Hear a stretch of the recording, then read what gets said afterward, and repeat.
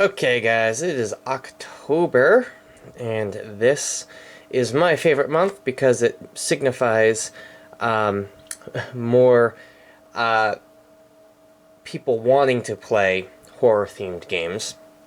And I figured I'd do a small, very quick review on a game that isn't so mainstream, and that is Fantasy Flight Games The End of the World, Wrath of the Gods.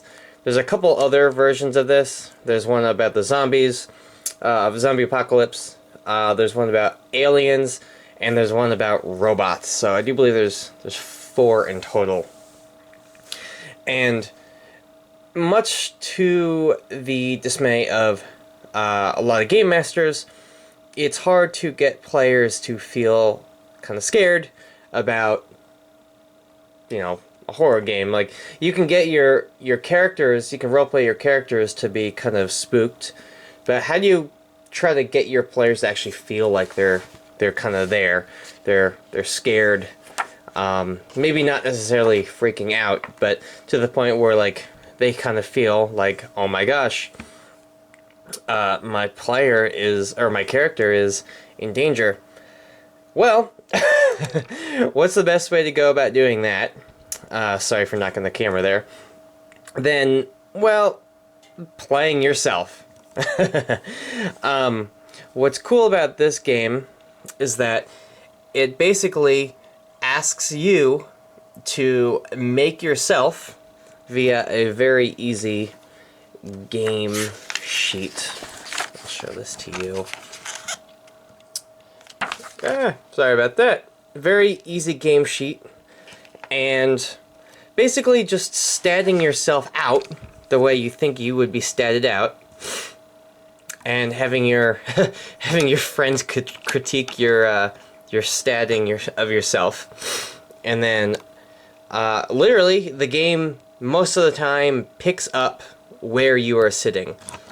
There are 5 already pre-written modules in here. You'll see that one of them is Revelation, based off of, the Bible story. There's one about the rising of Ragnarok.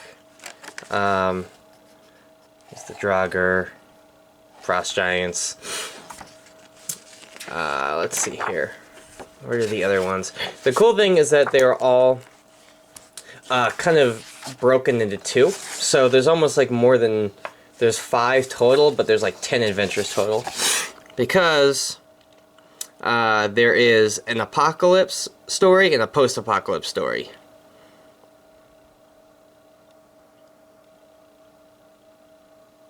For each of them. That's pretty cool. And what's awesome about this gaming system is that this right here, this book right here, you can probably get on sale. I don't know how much this was. My buddy gave this to me. But you can, I think I found them on sale on Amazon, or not Amazon, somewhere online for not that pricey. It was cheaper than a player's handbook from other games. But what's cool about this system is that this is all you need, right here. This is all you need. This game system. You don't need a monster manual. You don't need a DM's guide. This is it. Just this. This gives you all the stats for all the characters, the NPC characters, I mean. It gives you all the rules for everything, plus a couple different scenarios, 5. Tells you how to manage all your NPCs. It tells you how to run a game if this is your first game that you're ever going to run. This is cool.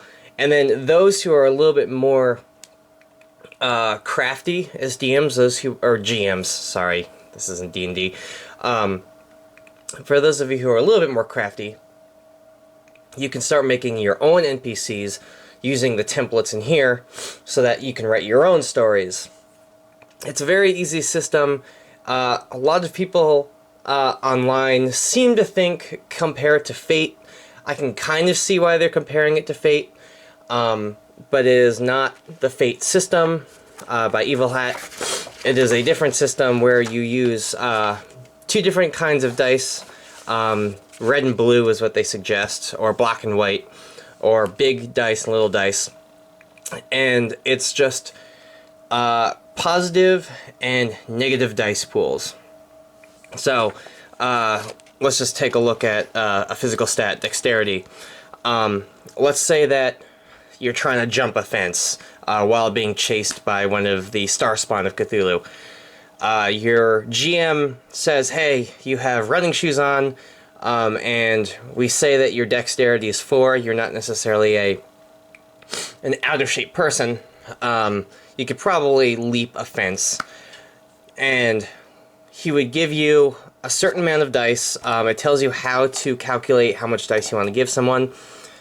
Because you're wearing nice shoes, you might get extra dice, but also because you're being chased by star spawn while the world is exploding, you also have negative dice. And all that you really need to do is you roll your positive and negative, and you need to have more positive roll under your score than your negative, and hey, you pass. It's kind of like, I can see where people get the idea of fate, because, oops, sorry, I didn't mean to knock the camera. It seems like people think that it's kind of like the fudge dice system in a way that it's very much a storytelling, quick dice roll system. And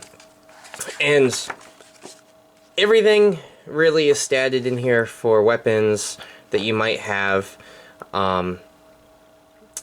But it seems like this game is more or less you just try. The artwork in here is awesome, by the way. Like, that's just, I think that's cool artwork. The game is more about surviving than it is about fighting. And that is my hot take on a quick game system that I think you should go look into. Again, it's called The End of the World, Wrath of the Gods. I'm a big Cthulhu fan, hence why this is what my buddy gave me. Shout out to Dan. Thank you, Dan. And like I said, there are 4 others, or 3 others. So take a look at them. They are cheap, relatively speaking. They are very easy to get into. If you wanted to play a horror game and you only had money to buy 1 book, definitely this system, The End of the World, Wrath of the Gods by Fantasy Flight, it definitely gives my thumbs up. I hope you guys have a great rest of your October and have lots and lots of spooky gaming. Game on.